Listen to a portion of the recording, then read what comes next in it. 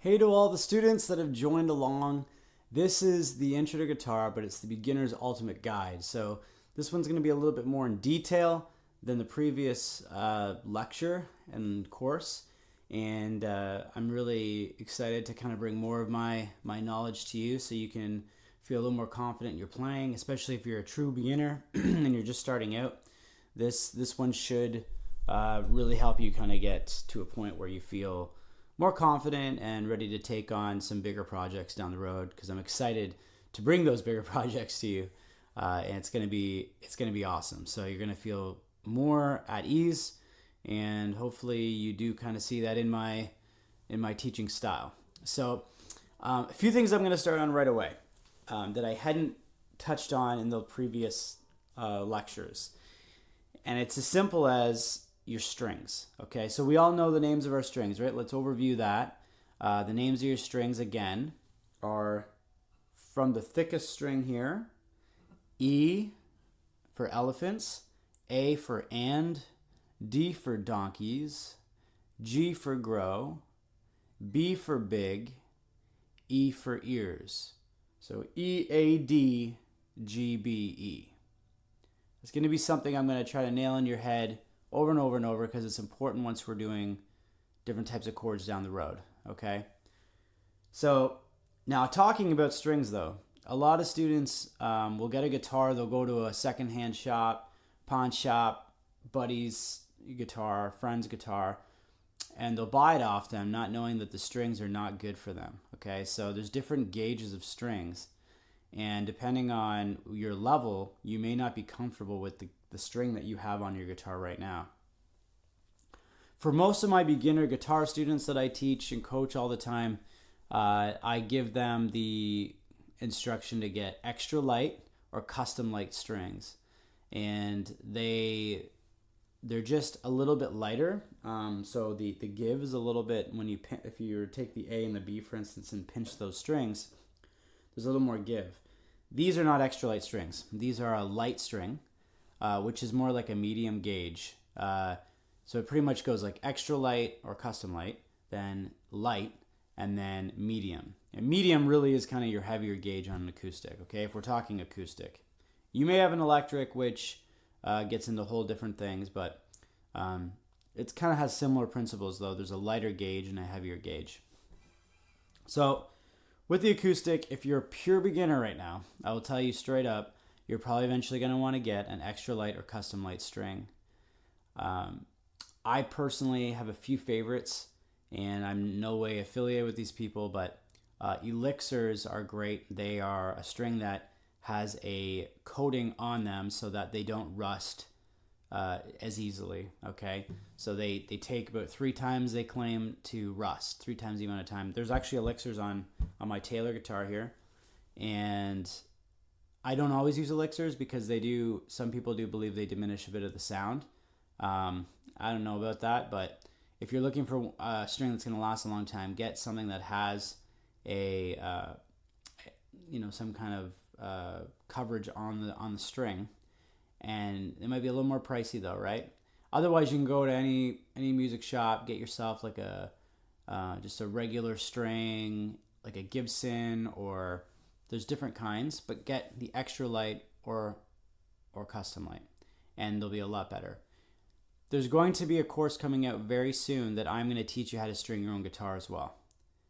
I would recommend every single student here to take that course.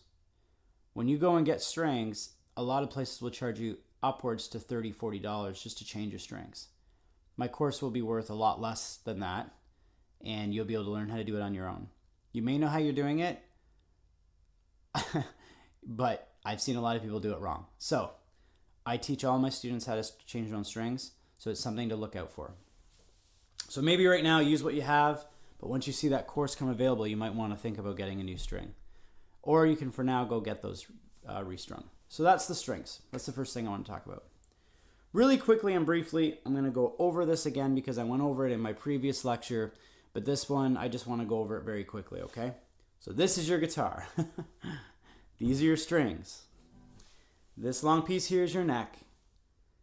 These are called frets, not the lines, but the space between these lines are called your fret. So when I refer to fret 2, that would be fret 2, not the line, but in between these two lines. Okay, these are your tuning pegs. This here again is called the heel. This is a pick guard. You can't really see it on my guitar, but it's kind of got a little protector around it, okay? That's your pick guard. This is your bridge, or saddle, some people call it. This is called a nut. There's other words for it too. And these are just the string pegs, I believe. They just kind of hold the strings in place, unless you have a classical guitar or a guitar where the string comes through the bottom end. This is your sound hole. And then you have some electronic stuff where you can gauge the volume, the tone, and that kind of stuff. So we're going to quickly tune our guitars, and I'm going to teach you something today that's so important that it will stick with you for the rest of your time with playing guitar, okay? And that thing is, first we're gonna tune, okay? So if you might have a tuner by now, if you don't, get yourself a nice tuner from any guitar shop or a music shop you have, or go on your phone right now, look up free guitar tuners. My favorite is called Guitar Tuna if you are an Android user. If you're a Apple like an iPhone user, there was just one called Free Tuner, I believe. I know that's pretty generic, but look that up. But there's other ones too if you can't find it. And we'll just do a quick tuning here. It's just to make sure I'm in tune. I'll start with the lowest string, which is actually more the highest string. But when I say low, I mean low in tone. That's the lower tone, okay? So mine is saying right away it's in tune. You can see that maybe by the green markings there. That's your E. So as I go through each one of these, maybe pause and tune.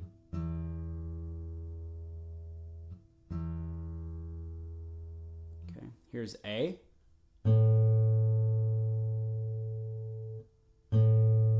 So I look like I'm in tune so far.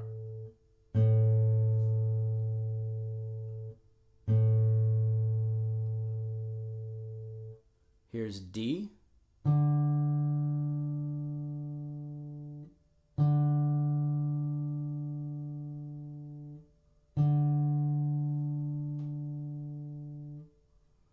Here is G.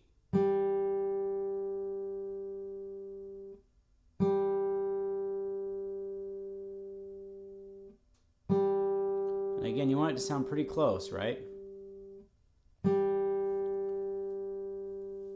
Again, pause them if you need them. Here's B. So I'm a little high on B.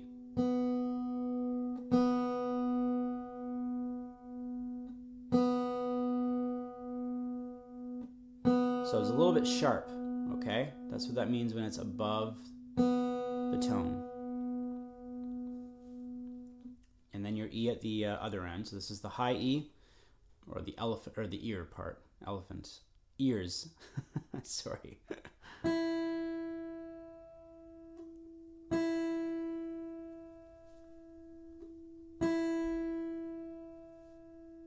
All right. So you may have tuned everything now. If you haven't, go back, replay that, try to tune your strings as close they are. Look at your tuner on your phone or your tuner that you bought and see if it's all checking out okay. Okay. This is something I really want to cover, okay? And then I wanted to cover it in the first lecture of this course. When you're playing your chords, or you're playing scales, or you're playing a solo, or whatever you're playing, the main thing that you want to do with your fingers, okay, when you're playing, is you see these frets, right? So you have these frets, and let's say I'm on fret, let's just use the fret 2 because I referenced that earlier. So fret 2 would be between the second line and the third line. That's fret 2. If I'm going to put my finger down, let's say on the A string there, okay? So let's say I'm going to use that string, okay? then you want to make sure that you have your finger as close to the end fret line, not the first fret line, but the second fret line. You want to have your finger as close to it as possible without going over it. Okay, you don't want to be on it, you don't want to go over it, but you want to be just before it if you can, the best you can. And the reason I say that is, if you listen to this, if you listen to me play on the other side, you hear how it's kind of muffled? And even if I move up a bit, you might get that kind of buzzy sound. And that's because the pressure isn't down correctly, okay? But if the closer I get to that end fret line, it clears up. So when you're playing your chords, this is so important because I've had students who've been coming to me for 6 months and they still do it. You want to learn to play those chords as close to the fret line as possible so that you have a clean sounding chord. Right? I mean, some of you might be grungier out there with your guitar playing, like you might like that heavier stuff, but you don't want buzzing. You don't want that going on all the time. You want a clear sound coming through your guitar. So this is, I'm talking about everything you're about to learn. So when we do chord structures, when we do scales, any of these things that are going to come up, you're going to want to be playing close to that fret line, the end fret line, so that it sounds clear. Otherwise, you're going to get buzzing. You're going to think that you're not a good player. You're going to get discouraged. It's going to be bad. Now, this all being said, your calluses are a huge part of this. So in the beginning, it's going to be harder to still play these and have a ton of strength because your fingers are soft. You need to build up those calluses through time.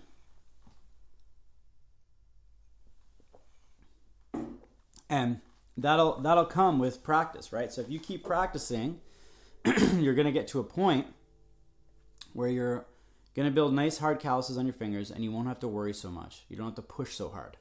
So don't be discouraged in the beginning. The more practice you do, keep watching these videos, going over these exercises with me, and you're going to go somewhere with it. I'm going to give you an exercise right now. You're going to take your first finger and you're going to put it on the second fret of the E string. Sounds like this. So I'll let you see that. You're going to take your second finger, you're going to put it on the third fret of the E string.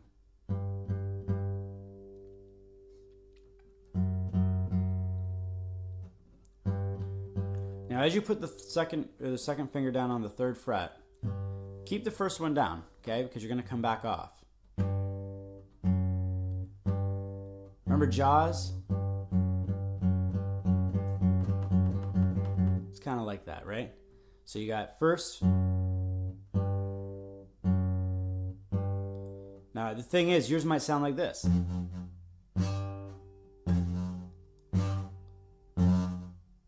Or something similar. You don't want that, right? Go to the end of the fret line. Just kind of play along like that.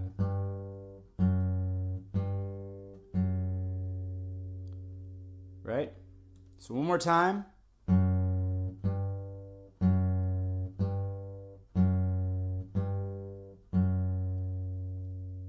Good. Now seriously, practice that all the time. If you're a pure beginner, that might still be a challenge for you. If you're not a pure beginner and you've already taken some guitar courses, this might be relatively very easy for you. So, and you're going to want to look for later courses that I'm doing. And a few in this course later on in the third lecture, it starts to get a little more in depth that way. So, okay, last thing I'm going to cover in this lecture is going to be something that's you wouldn't think about it as being an issue, but it is. And that is your guitar stance. That is your posture while you're playing guitar. I see it all the time. People come in and they're either leaning back like this, okay? They're leaning back. They're like, okay, let's play some guitar. Or they're like kind of like over the guitar funny. Their hands like this. Some of them don't know what's going on. if you have an acoustic guitar and you have this nice waistline here on the guitar, it can fit right on your leg. And you generally want your guitar, now it's a little harder for me because I'm on a couch right now, but you generally want your guitar either straight or, if possible, a little bit upward so that you can see everything on your guitar. If you have it like this, pointing down, you're doing yourself an injustice, because what's going to happen is you're going to come around your neck like this, and you're not going to be able to, like, your wrist is going to be in like a whole lot of hurt because you're bending your wrist funny up, okay? So you want it in a situation where, I always kind of use a reference, pretend you're about to shoot something out of the end of your guitar. If you were to shoot the ground, that would be bad, right? So you want to shoot straight or shoot upward, okay? So you want the guitar kind of upwards a little bit so that you can come up like this. Wrist is at least somewhat straight. Your wrist should be like at least, like about like that. If you can get it straight, that's the best. But this, no. If you're doing that all the time, you're putting a lot of pressure on your wrist that you shouldn't be, and it's not going to work out well for you in the long term. So you want to have your wrist in a nice position. You want to feel like you can see what you're doing, and you can play through it. Again, if you're down here, you're like this, right? Now, slouching is very common in guitar. Eventually, you want to learn how to stand too and hold your guitar up. And, in the beginning, you're going to be looking at your guitar a lot. So, anyways, make sure you're doing all these things. A few things we covered today. Make sure you're being aware of how you're sitting with your guitar. You'll get a lot more control by having your wrist straight. Your thumb should be kind of on the back of your guitar like this. Okay? And everyone's hands are different, so it's really hard to teach to that because everyone's hands, some thumbs come right around, some thumbs just sit at the back. Find what's comfortable for you, but it's used like a clamp. Your hand is used like a clamp, so find where you get that nice pressure. But again, make sure your wrist is nice and straight. So, looking forward to the next lecture. Thanks so much for joining me, and I will see you as we dive into more detailed things.